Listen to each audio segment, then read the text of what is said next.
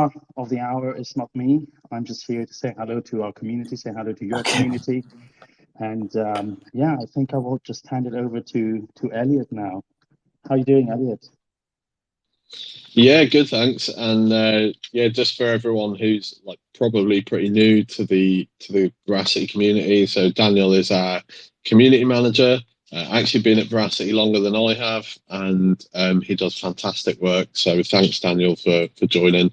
And do go and follow him on Twitter, because we're going to be doing a lot more community interface work as we go forward. Obviously, our community has grown absolutely hugely in the past couple of weeks. Pretty insane, really. So we need all hands on deck. So Veracity, Daniel and Burmese are going to be a lot more active on Twitter, interfacing with you guys, running some competitions, running some giveaways and that sort of thing.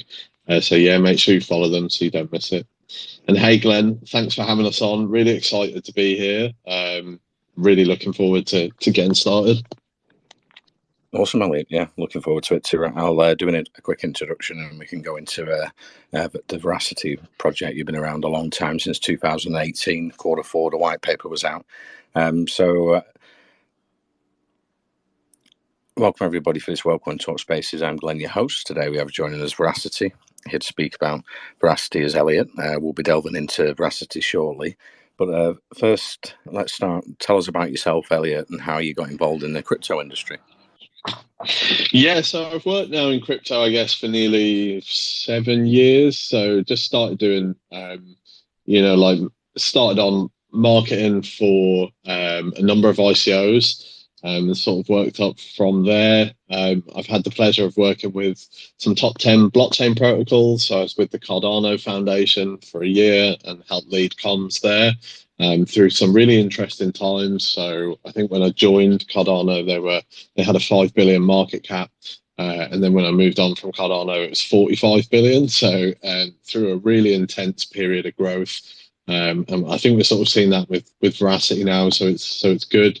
I've worked for Signum Digital Asset Bank. They were the first bank to get a digital asset blockchain license to handle digital assets out of Switzerland.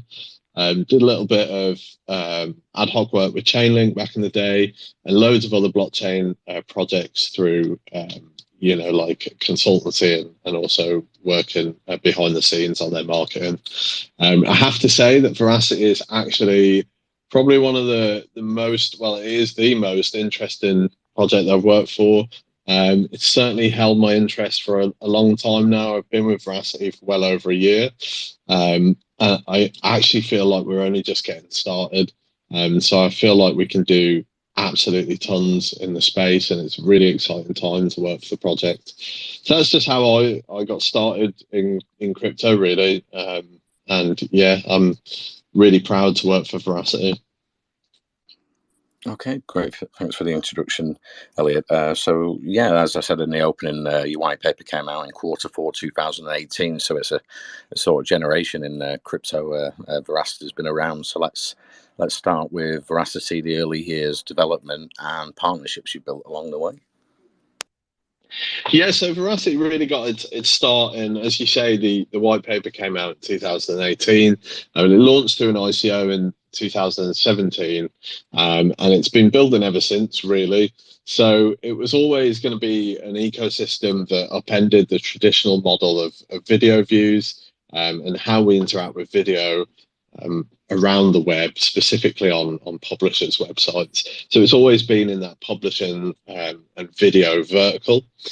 It's evolved over the years. So it was always a plan to launch an ad stack. What that ad stack would look like and how it would be branded and this sort of thing has changed, though. So obviously in the latter half of last year, we had this evolution into Vera Views. And we really saw proof of view and Vera Views come to the forefront of what we're doing at Veracity as our core commercial product. And that's really important. It's been building up to that for a while. I think we'll probably talk in depth about Vera Views and sort of the business model there. But that was always in the planning stage. So very early on in the project, our CEO, RJ Mark, he put a lot of focus into getting patents. Patents obviously take quite a few years to come to fruition. And we're seeing a lot of those patents that were applied for, a few years ago. I know that seems like a lifetime in blockchain, but in patent law, a few years ago is absolutely nothing. We're actually seeing many of these patents being awarded now.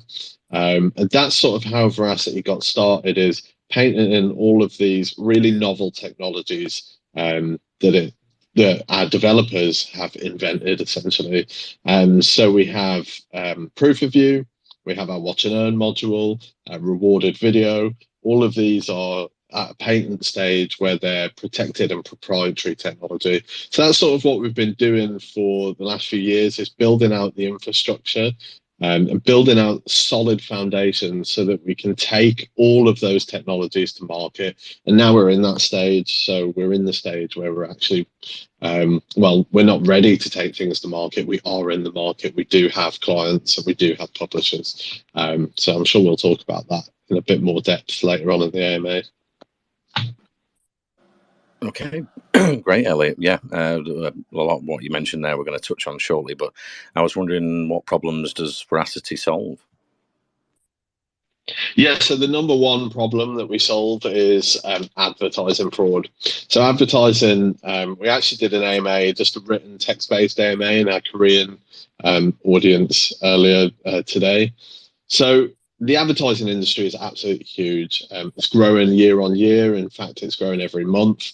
And worldwide revenue from advertising is estimated at around $808 billion. So it's an absolutely huge industry. Most of this is in the USA.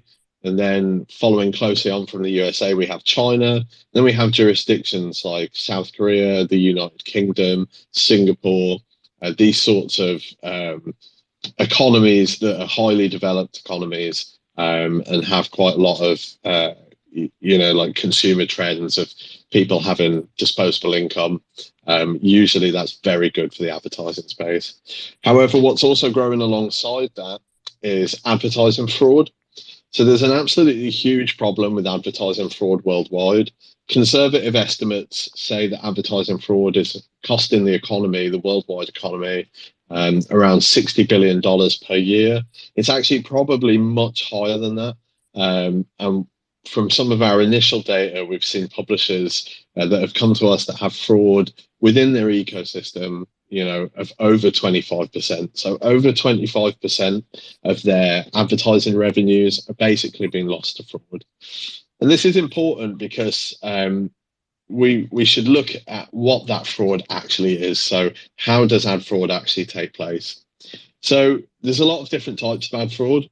Verasity and VeraViews, we deal primarily with video ad fraud, which is one of the most prevalent. But there's things like click fraud and video and website spoofing and all these different types of fraud. So essentially what they all do is they will create either a fake website or they'll create some fake bot networks to maliciously click or view adverts to generate revenue from those ads without actually watching the ad. So essentially the advertiser is spending a lot of money on an advertising campaign and it's not going out to real people. And the way I always like to visualize it, and I've used this analogy in the past, is we can essentially think, if we think of TV ads, it's like having millions of televisions in a warehouse playing out to nobody. So these adverts are playing, someone is paying for the advert to run, but nobody's watching them. And we have that, but amplified by many millions on the internet. So all of these adverts are going out and it's only robots that are watching them.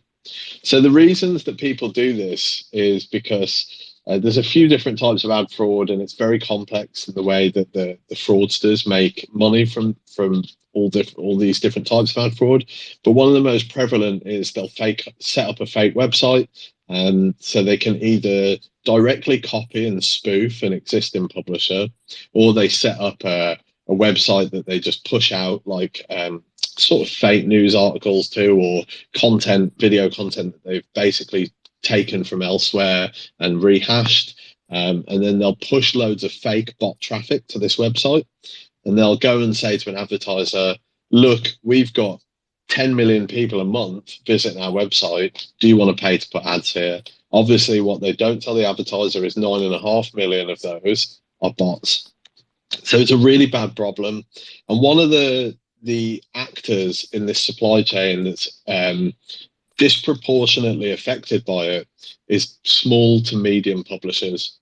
So because of this trust gap, where there's loads of bad actors in the space, the advertisers will say to small and medium publishers, look, we don't want to commit too much budget to you because we can't prove that you are not operating fraudulently. So they remove advertising budgets from this site. So just to take it back to your original question, that's exactly what Verasity solves. So we add a trust layer to the advertising ecosystem. Through our ad stack, publishers can basically show advertising campaigns through Vera views. So through one of their existing video players, they'll embed it on the site. We essentially make sure that no fraudulent traffic, so no bots, are making it through into that final campaign report. So it's really powerful. As I say, it's a $60 billion problem. So that's essentially our addressable market, is a $60 billion addressable market. There are pre-existing ad fraud solutions, but we don't think they're effective because they don't have that transparency layer that we make available through the blockchain. And they also don't have the patented technology that Veracity and Veraviews does. So that's the problem in a nutshell. It's an absolutely huge problem, and we're here to solve it. I see, Elliot. And I think we've touched on it there, but can you expand on Veracity's business model? Yeah, so the business model, the main business model, I think we'll talk about some of the other product verticals that we've got coming out this year, maybe later on in the AMA. But our main business model is Veraviews. And Veraviews essentially functions just like any other traditional ad stack. So in a traditional ad tech stack, publishers will show advertising campaigns. Advertisers will basically essentially bid on the right through an auction to show adverts on either videos or on a web page. That all happens in the background, and this is why we've been onboarding demand side platforms and supply side platforms. So they basically supply and create demand for adverts. And Veracity Veraviews makes all of that ad campaign possible. So a publisher would add their website to Veraviews. They would fund their account. So we have an escrow account. They fund their account in VRA that's bought from the circulating supply. If they want to use fiat, we will go and buy VRA from the circulating supply and fund their account for them. And then they basically run the advertising campaign, and we take a portion of that as profit, as a fee for making our advertising stack available. Inbuilt within that, we have our IVT or bot filtering capabilities. And we also make proof of view available, so that proof of view essentially records all of that data about their advertising campaign on chain. So our core business model is that we offer a very highly transparent advertising stack, and we make data available for publishers and advertisers in real time as well. So it's a really powerful solution for them. And then all that the advertiser and the publisher actually needs to know is that it's an advertising stack that gives them transparent access to data. They don't necessarily need to be blockchain savvy to use our ad stack. So our B2B use case and our B2B utility is very much like your traditional advertising stack. Okay, I see, Elliot. So let's move on to an introduction to POV and how it prevents fake views in advertising. Yeah, sure. So, I mean, we've spoken a little bit about Veraviews and how it prevents fake views. Essentially, what we have is 13 different modules within our advertising stack. So an advertising stack is basically when you go on a website and you launch a video, you'll have going on in the background there, you'll have a hive of activity. It happens in milliseconds. You won't ever know that it's happening. You won't see it. But essentially what happens is loads of different advertisers across demand side platforms and supply side platforms will be bidding for the right to show your video to show their video to you as a viewer.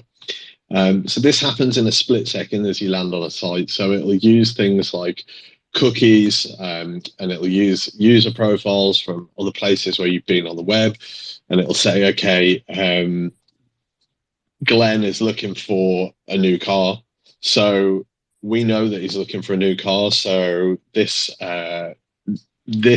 would be a great opportunity to show him an Auto Trader ad, for instance. And all of these advertisers would bid in the background, and then the one who won would show their ad. This happens in an absolutely split second.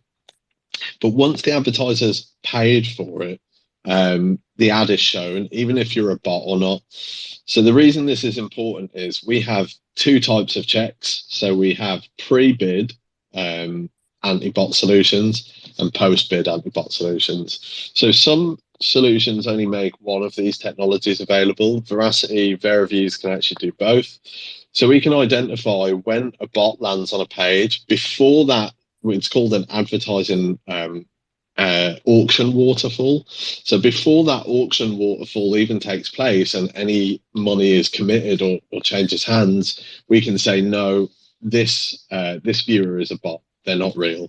And we use a number of different modules to do that. So we have, as I said then, we have 13 separate modules that make up the VeraViews ad tech stack. One of those is proof of view, but we have AI modules, so artificial intelligence modules. We have machine learning modules, and we have modules that utilize known databases of bad actors. So they'll have loads of details about IP addresses that should be immediately discounted.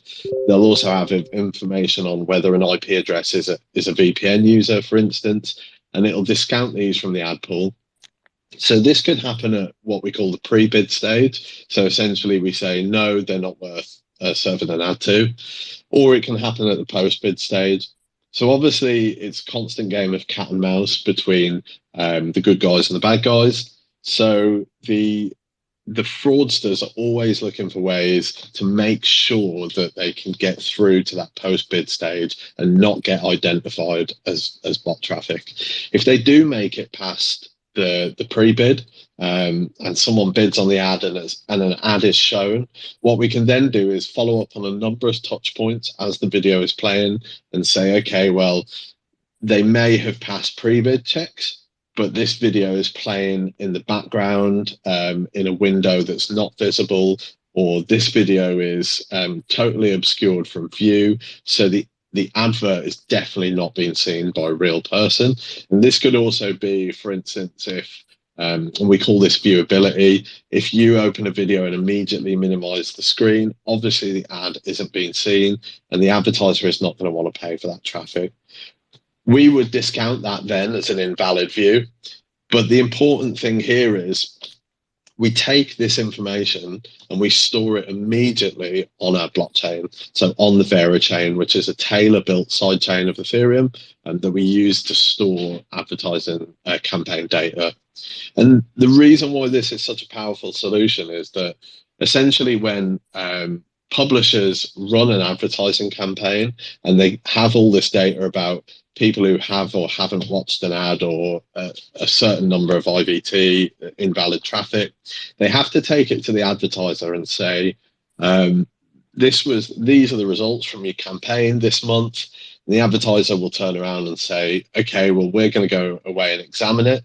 We're going to look at it in detail. We're going to pass it to our experts, and then we'll come back and we'll maybe pay you for this advertising campaign in 3 months. Well, that's eliminated with VeraViews. So we instantly store that data on the blockchain transparently so that both the advertiser and the publisher can see that data in real time. So this obviously completely changes the industry in that we can make essentially lead times on payments for advertising campaigns much, much shorter. So that's why it's attractive to advertisers and publishers, is because of that transparent and immutable way that we store data on the blockchain. Okay, a follow-on question from that, Elliot. How is POV patented technology better compared to AI algorithms already being utilized by various Web2 video sharing and streaming platforms like, for example, YouTube? Yeah, so proof of view as a module is actually the part that takes the data and stores it on the blockchain. And in that way, we're the first patented ad tech stack on the blockchain. We're the only blockchain-based ad tech stack that actually takes data and stores it transparently. And that's what proof of view does. Verasity has the patent for proof of view now in a number of jurisdictions. So we've got the patent in the USA, in China, in Hong Kong, Singapore, and also in Eurasia. So and South Korea, sorry, I'm not sure if I mentioned that. So we've got some of the biggest advertising markets in the world. Our technology is patented in. So we have that patent protection for our technology pretty much worldwide if we're talking about the size of the advertising market. So no one can really copy what we do. And existing ad tech stacks, which, as we mentioned earlier on in the AMA, do exist, traditional ad tech stacks, but as we've just mentioned there, they don't have this transparent element. So they're essentially what we would call in the industry a black box. So publishers and advertisers who are using an existing ad stack, I won't mention anybody's name, but there's a lot of them out there, and some of them we've compared in some of our articles and AMAs before. But essentially, they take all the data, they aggregate it, and they store it on their own servers. And you, as an advertiser or a publisher, have to trust the data that they give to you. So essentially, if they say, well, we prevented 99% of invalid traffic, you would have to take that at face value, and you would have to trust that the data that they had given you was verifiable. Whereas with VeraViews, proof of view essentially makes this redundant, because you no longer have to prove that the campaign statistics that we give you through VeraViews are correct, because you can view that data on the blockchain. So I think, I've been around in the blockchain space for quite a while, and originally when a lot of projects were getting going back in 2017, there was this phrase that was used a lot, and it was don't trust, verify. And I think that we do that really well at VeraViews and at Veracity. We take trust out of the equation. You no longer have to just have blind faith or trust that your ad tech stack and your ad provider is going to give you correct data. You can actually verify it on chain. So we solve that black box problem in the industry. And this is really powerful. You asked there about how it's different and how proof of view does that. So the AI and the machine learning modules, they're separate. They help us identify the fraud. But the really powerful part is where we take that data, where after it's been identified, and we store it on chain so that all parties, what we would call actors in the advertising supply chain, they can all see that data transparently. So that's why it's a really powerful solution. Okay, great, Elliot. And yeah, for Veracity, it was a huge deal getting that patent from China. I mean, was it years in the making, as it took a long time? Yeah, so I think I mentioned earlier that all of the patents, obviously in crypto, everything moves fast. In blockchain, we have to move really fast. And a few years in crypto might as well be a century in any other industry. But in other areas, and this is where I think Veracity is quite unique. So we sit across two different industries. So we sit in the advertising industry as our main B2B model, and we sit in the blockchain and crypto industry for things like this, marketing and some of the products that we're going to talk about later in the AMA. But on the advertising side and all of the things that we do with patents and the award of those patents, and things do take a little bit longer than they would in crypto. This is something that I think we've spoken about a lot recently, but I'd really like to get it across. Things that we do for the B2B audiences and for our actual commercial partners, we have to take a very measured approach. So I know that some of our crypto audience, they're always eager for updates, and I'm an original, crypto DJ myself, so there's a bit of a running joke in our team that I'm always pushing for announcements because I want to share as much as I can with you guys. But we do have to move at the pace of our partners. I know that we've gone off on a little bit of a tangent from the original patent question, but it's just important for how we actually move for VeraViews is going to be at the pace of the industry, and we need to do the best by our partners and publishers that we have on board there. Patents, absolutely, yeah, they do take years to come to fruition, and this is why we make such a big deal about them when we actually do get patent approval. So we recently announced, obviously we announced China, that was towards the beginning of last year. But we also recently announced that we had full patents awarded in South Korea for our proof of view module. And then just before Christmas, we also had the rewarded video module. So that was a really, really big patent that we got awarded in USA. And that sort of gives us international, it's what we would call international priority. So if something gets approved in the USA, it's very likely to be accepted or observed in other countries. But yeah, these things, they're not instant, they don't happen overnight, and they take a lot of back and forth. We actually published a Medium article, which some of you might be interested to go read, about what the patent process looks like and what some of it means and how we navigate that. Okay, yeah, it's great news for Veracity going into the future of all the patents you're collecting along the way. And let's go into VeraViews and what it is. Yeah, so I think we've covered VeraViews quite in depth, but I'll just give sort of like the high level boilerplate, I guess, of what VeraViews is. So essentially it's an open ledger video advertising ecosystem, and it's built entirely around Veracity's patented proof of view fraud identification technology. So as I've said, we make transparent, invalid traffic available for publishers and advertising. And we also put all of the campaign statistics transparently on chain.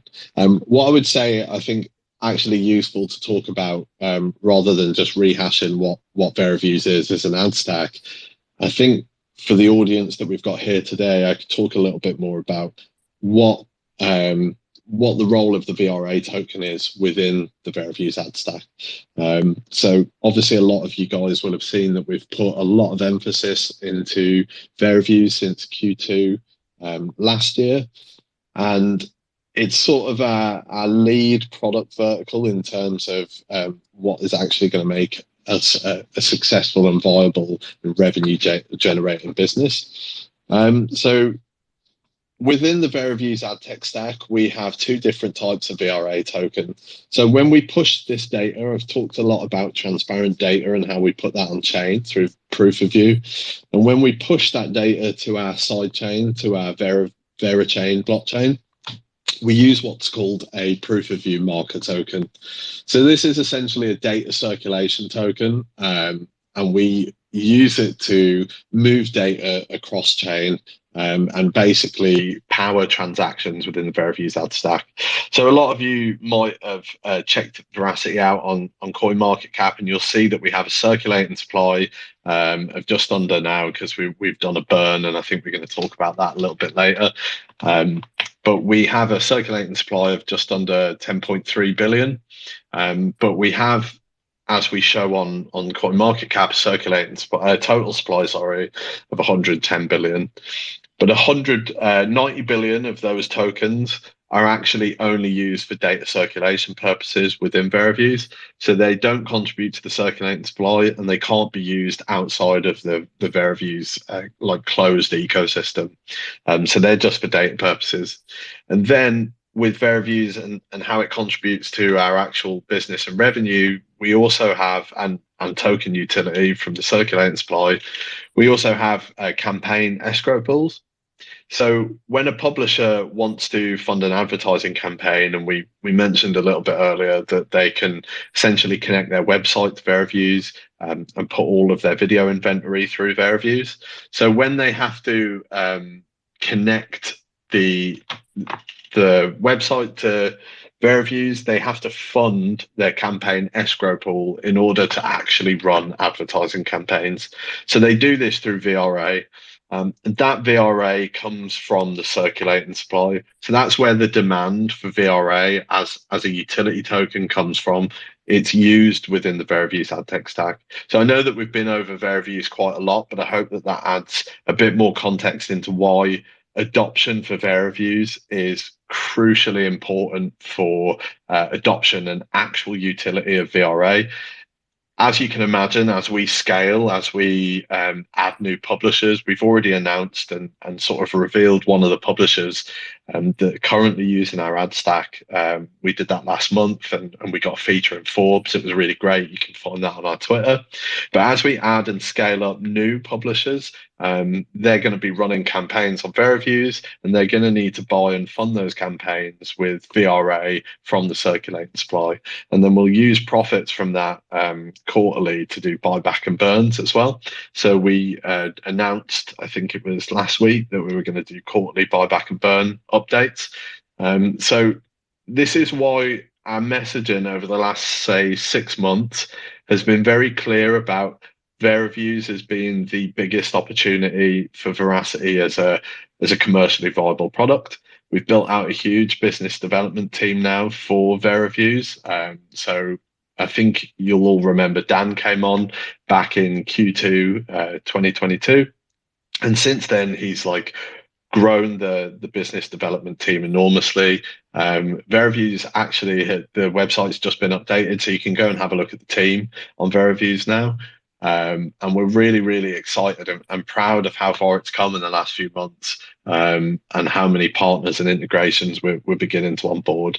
So that's why, you know, in this context and how it interfaces with the crypto side of Verasity, we think it's the biggest opportunity for lasting success for us as a project.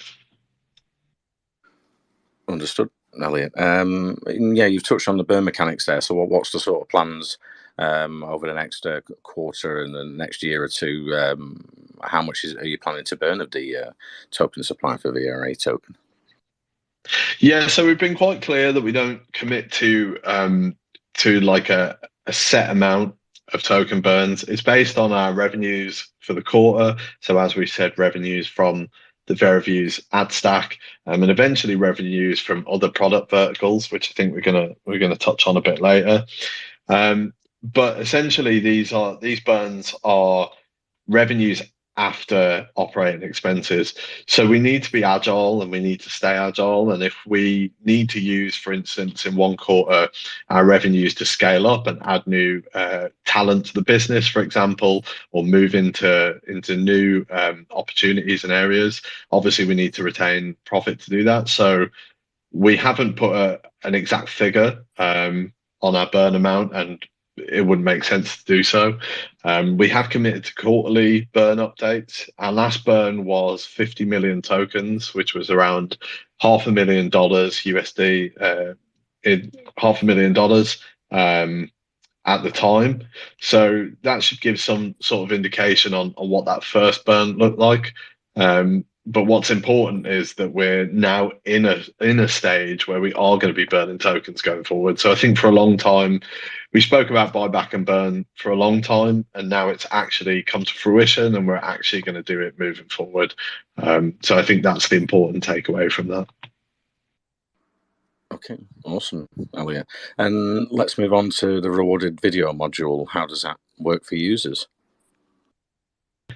Yeah, so back in just before Christmas, I think it was, we announced that the rewarded video module had been given a patent approval, a patent award in the USA. And rewarded video essentially is any type of video where a user watches a video in return for a reward. So it could be any reward. It could be in-game currency. It could be cryptocurrency. It could be like we've seen in many gaming economies, like a gift box or something, or like a treasure chest, that sort of thing. So essentially, it covers quite a broad range of what we would call like a video reward. we got the patent very generally for rewarded video with the methodology that we do. We shared that patent on our social media, so you can go and have a look at that patent, and also you can look at the Medium article where we spoke a little bit about what that patent actually meant for Verasity as a business. But essentially, what we're going to do with the rewarded video patent is we'll seek license fees, obviously, for projects that are already using a rewarded video system that is very similar to ours, and also we'll go out with that as a product eventually, and make our rewarded video methodology, which is now patent protected, available on the market. That's not in our roadmap yet for 2023, but it's something that we're going to be looking to utilize and move forward on, sort of in an ad hoc basis as and when we see opportunities for it. I see, Elliot. And tell us about Vera Wallet and your staking ecosystem. Yeah, definitely. So this is something I think that our community and probably the audience we've got here today will be most excited to hear about. So Vera Wallet is our ecosystem wallet. It's a non-custodial wallet for VRA. But what's most special about it is that it enables staking. So we've committed to a long-term staking ecosystem. We've had a couple of years of staking now. Our current APY in staking is 18.25%, and that lasts through to the end of March this year. But we've actually committed to another year of staking, so through to the end of March next year, 2024, and that's going to be at 15%. So we do have, obviously, because that's like a very high APY in the crypto industry. We do have a limit on how much VRA can be staked at any given time in the wallet, but there's usually spots available. So I'd encourage anyone to go and check out Vera Wallet. And we've just overhauled all the interfaces there, the UX, the UI, and it's looking like a really great seamless wallet now. We're quite excited with Vera Wallet. One of the features that we're going to become that's going to become available soon is the Vera Card. So the Vera Card is essentially something that we've partnered with Damex for, and Damex they're a new challenger app, and they make crypto custody and trading available through their app. And we're going to be issuing the Vera Card, which is essentially a physical payments card that you can use to load up with VRA and spend in store, in physical stores or online. So we're really excited for the launch of that. We've actually already posted a couple of teasers on Twitter on what the Vera Card's actually going to look like. And we've got a teaser video and a bit of a launch campaign coming soon. So we're really excited to bring that to the community. I think that the key utility and the reason why that is so exciting for us as a project is because the staking rewards that we make available now through Vera Wallet, obviously, they're quite significant, and people can use the Vera Card to actually utilize VRA in real life. So they could use it to utilize their staking rewards and just get a bit more liquidity and flow for the VRA ecosystem. Obviously, you're also going to be able to load up your card through the Damex app, and you're going to be able to purchase VRA there.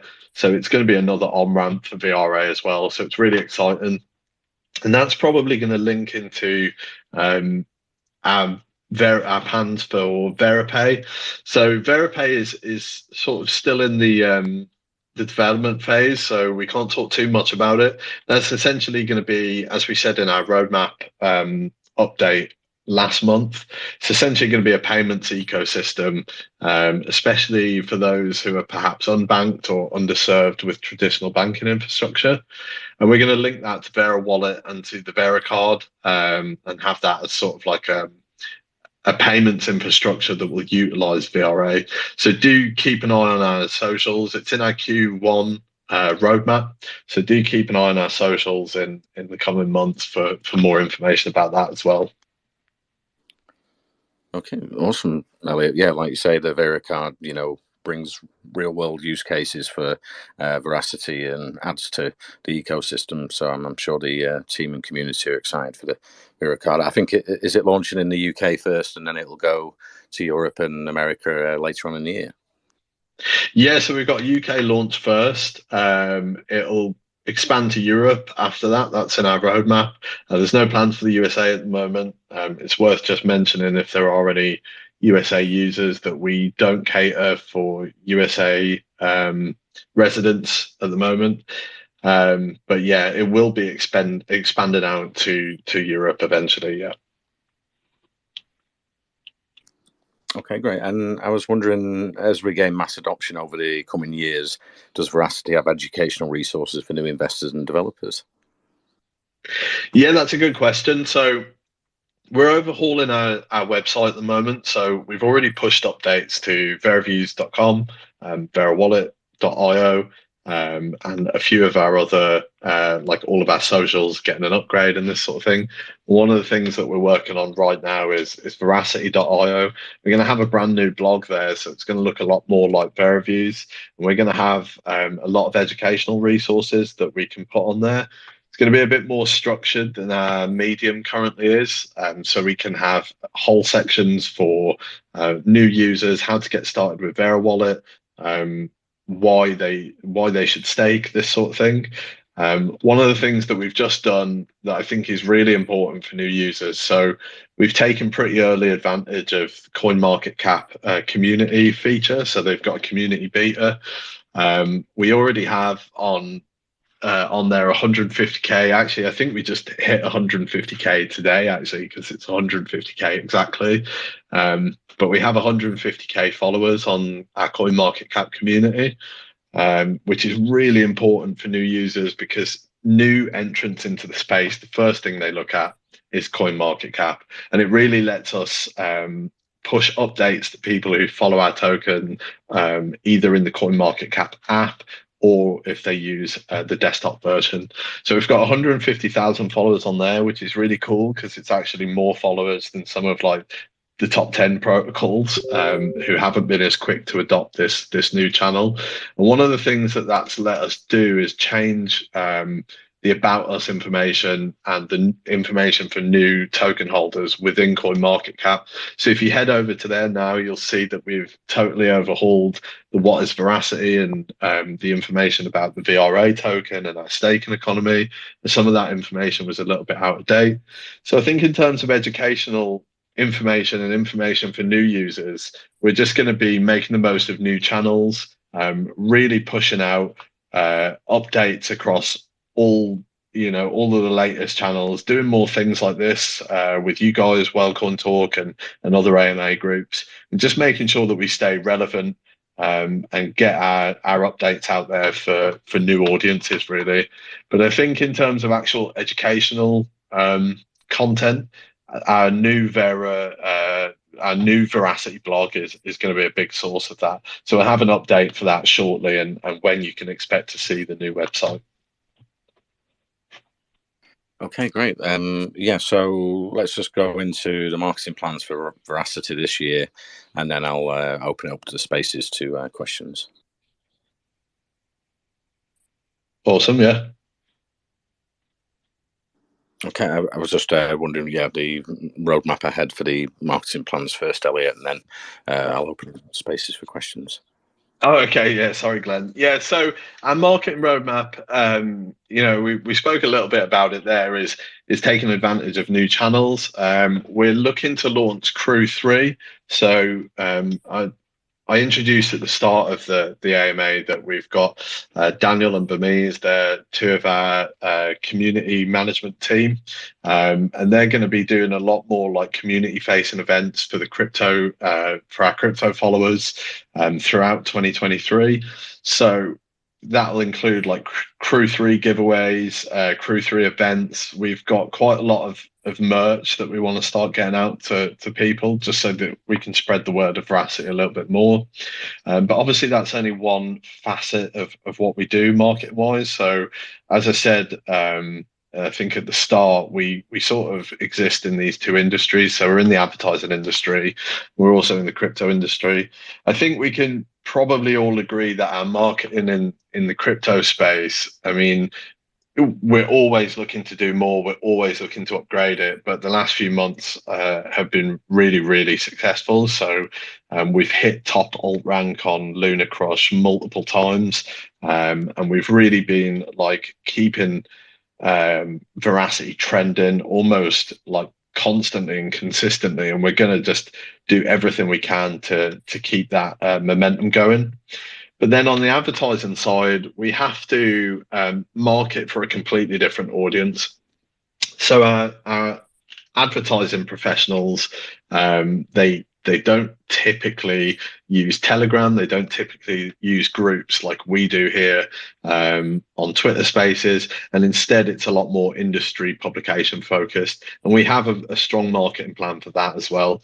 So this year, we're attending multiple advertising events. We're going to be back at Cannes Lion in the summer, but running a similar event to what we did last year, but actually much bigger. We're going to have a much bigger presence there with much stronger branding and a much more cohesive effort to actually sign up new clients. And we're going to have more team members there as well.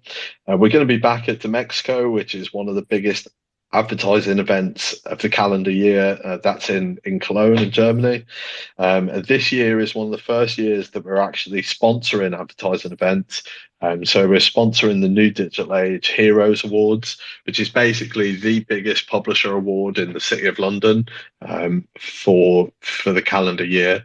So that's a really, really exciting opportunity to say, you know, we are Vera Views. We're here with a truly transparent ad stack. It's the first of its kind, and really get that B2B marketing and interface with the real end users of our ad tech stack. So we sort of have to juggle those two balls, really, the crypto marketing and the advertising marketing.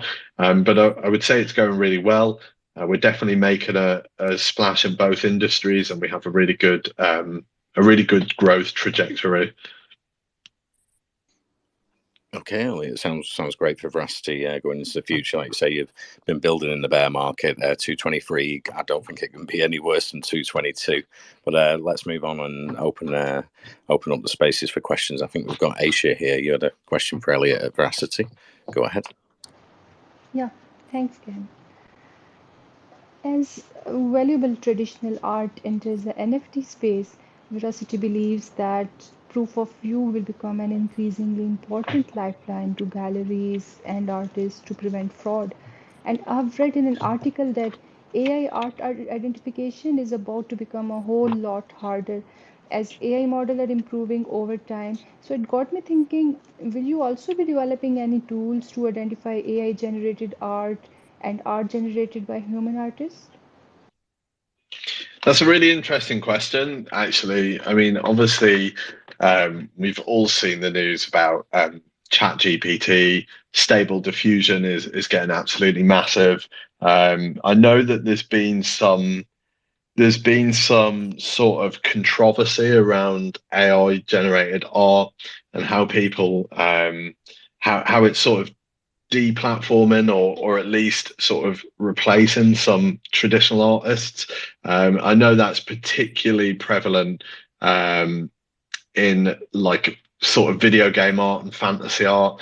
We actually, just to directly answer your question, we actually haven't looked into that.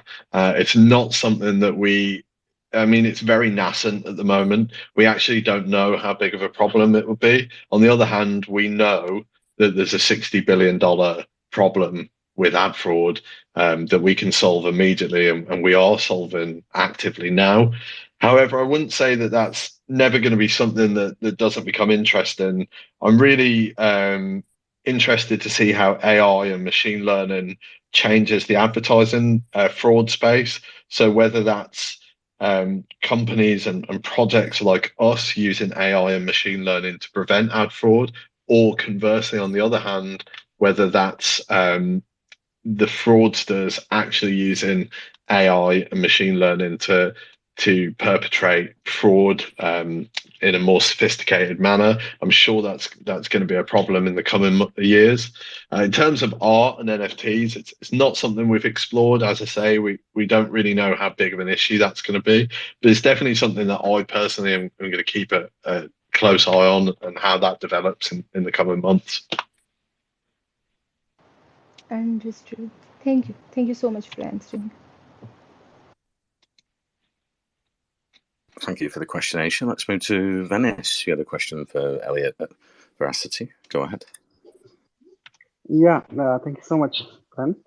Okay, I was thinking that can you please explain how Veracity uses blockchain data to give more accurate information about users' demographics and preferences so that advertising can be targeted more effectively by consumers? Yeah, that's a good question. We actually didn't speak about targeting specifically. So it's not our blockchain element that will enhance the targeting. So as I say, we have these 13 modules and we have a number of plugin and integrations. We're actually going to be announcing some more integrations, in the coming months for the VeraViews ecosystem. It's really important to remember that there's a lot of companies in advertising that already do things incredibly well, so they're already leaders in their space. When it comes to actually competing with targeting sort of I guess providers, then that's not something that we're going to do. We'd much rather plug into one of those providers so that we have ad targeting built into our ad stack, and we have these databases of like users and cookies. We actually already announced, it was part of our Q4 roadmap, that we were in 2022, that we were going to integrate with a essentially like a rights management. So it's people selecting their preferences about their cookie preferences. And we're going to have all of these plugins within the ad stack. So essentially when you land on a website, you'll get asked about your cookie preferences. If you expanded that, you would see a list of providers on who exactly is either utilizing the data or collecting the data. Obviously, VeraViews would be in there. And we'd also have, some of these data management platforms. We wouldn't store that data on the blockchain. What we store on the blockchain is advertising campaign statistics for the brand and for the publisher. So we're not taking users' personal data and storing it on chain. We're taking very clear statistics. So things like how many bots viewed an advert, how many real people viewed an advert, how long did they watch it, where was it shown, how many times was it shown, this sort of data, but we don't store user personal data on chain. And I don't think that it would be useful for us to build at this stage, to build our own tracking solution. We would much rather, use an existing plugin that does it well. And this is one of the reasons why we've assembled this expert ad tech team. So David, Sandip, Dan, they've come on board this year to basically connect VeraViews with these third-party providers, with these demand-side platforms, the supply-side platforms. And these are the platforms that give you that rich information about where your users are, and what ads they're more likely to interact with and how you can target them. So that's sort of a little insight into how we'll manage that area of expansion. Okay, yeah, it makes sense. And thank you so much for answering my question. Thank you for the question, Bennett. So we'll go to another question shortly, but we've been trying to pin a competition we've had going through the spaces to win $300 worth of VRA to free random listeners, but unfortunately, Twitter being buggy, sometimes we've not been able to pin that. But stay tuned, I'll tell you more about that. You just need to have a Vera Wallet account and follow us and Whalecoin Talk. Well, follow us is from Daniel here, so follow the Vera Verasity Twitter account and follow WellCoin Talk for a chance to win $100 for free lucky winners. Let's move to another question. And Ramat, you had a question for Elliot at Verasity. Go ahead. Yeah, thank you, Glenn. Okay, so I have read on your white paper, and you also talked about it, that proof of view technology utilizes around 200 touch points and AI to determine with high confidence whether a bot or a human is watching an ad or content based on the viewer's behavior in real life. So I want to understand that when your proof of view and AI technology is collecting these 200 data points, how can end users who are human, not bot, be sure that and their privacy is not compromised and their data linked to their online behavior is private and protected? Yeah, it's a good question. I think we just sort of touched on that maybe a little in the last answer. So, Veracity is integrated at the moment within the Bright Cove web player. The Bright Cove web player is like many other web players. So essentially, publishers can use it to upload content to, and they embed it in the player. So you've got the YouTube player. That's obviously one of the most commonly known players. But it's not used so much by brands. It's usually used by, like the average user, like us. But brands will usually use like a proprietary video player. So this Bright Cove that has over 30,000 web properties and 3,000 publishers using it. Then we've got some other ones. So we've got the JW player. There's also Vimeo. And loads of other video players. So eventually, we have a plan at VeraViews that will eventually be player agnostic. So we can plug into pretty much any video player. This would allow us to reach the maximum number of sort of partners and publishers. But at the moment, we're on Bright Cove.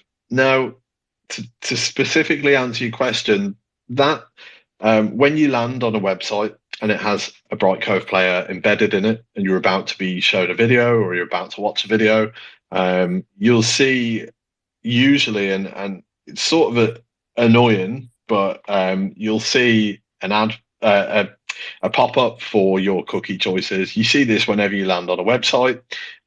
Pretty much any website in the world has this, and it'll ask you to accept cookies. As we said in that last answer, if you expanded that, or if you ask for more info, obviously it usually has accept, decline, or manage your preferences. If you went on to manage your preferences, it'd show you a list of all the third parties essentially that are collecting some form of data and storing it to build an advertising profile about you. So it doesn't store personal data, so it's not going to know, for instance, your name and address and this sort of thing, or your email or your phone number. What it's going to know from information that's available through your browser is things like web pages that you may have previously visited that have stored a cookie on your device. So like I said earlier on in the AMA, say if Glenn had been searching for a car, it would be a pretty sure bet that he was in the market to buy a new car. So it stores data like that. This user is searching for a car, so it makes sense to play him an advert for a car brand. It's not storing personal data on chain, and we don't take that personal data. We don't store that personal data on chain. We only store the advertising statistics, the advertising campaign statistics, and they're only really important for the publisher and for the brands. All of the other data management, cookie data management and user preferences management, will use a third-party plugin because they already have the expertise and the setup. So it would make sense for us to defer to their expertise. So in terms of keeping data safe, it's never really a problem because personal data as we probably think of personal data, which is like, your name, your address, things that would, I guess, to use the word dox, things that would dox you, they're never revealed anyway. So I think that sort of answers that question. Yeah. Thank you for clearing that up. Thank you so much. Over to you, Glenn. Okay, thank you for the questions, Ram. And yeah, I'd just like to point out Brassett is building a network of ethical calls. Calls, in case you don't know what it is similar to an influencer, but it has a more targeted audience. We've got Daniel, his logo's in here. If you wanted to connect with him and you're at calls, then yeah, get in touch. And that's how they're looking to expand as well this year through calls and influencers going forward. And yeah, it's been great speaking today. We're running out of time now, unfortunately, Elliot, but it's been great to have Veracity back on Wellcoin Talk Spaces. Maybe we can do a recap. We do have a lot of organic people joining Spaces in the middle of the show, so if they've missed the first half, we could just do a recap over Veracity for anyone who joined the Spaces later on today. Yeah, that'd be fantastic, and we'd definitely be up for doing more of these. I know we said I said earlier this month actually that we're going to be doing a lot more Q&A sessions, whether that's just me speaking in like a 45-minute session about our recent updates, or whether it's joining AMAs like this. You know, I don't mind live questions. I don't mind taking questions from the community. So we're always happy to do that. And yeah, let's definitely jump on and do a recap sometime.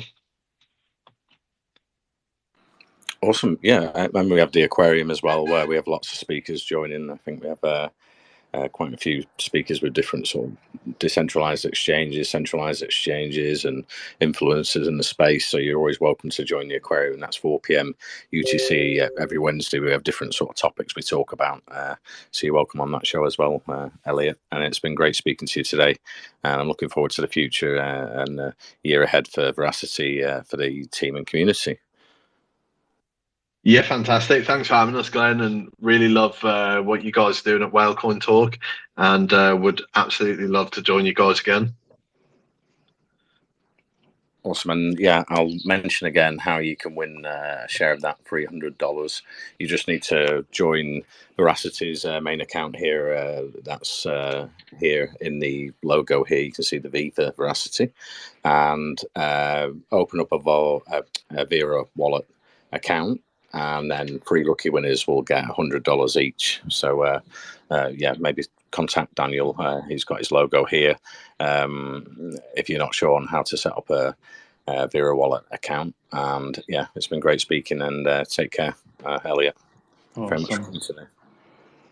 Yeah, thanks everyone, and yeah, do participate in that giveaway and make yourself a Vera Wallet. It's really easy.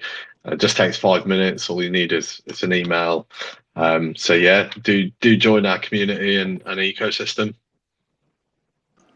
Awesome. I'll finish the spaces and send over a copy for you to share with the community, and then I'll send that into our community's chat as well. Thanks, Perfect. man. Thanks, everybody. Thanks, everyone. Thanks for joining.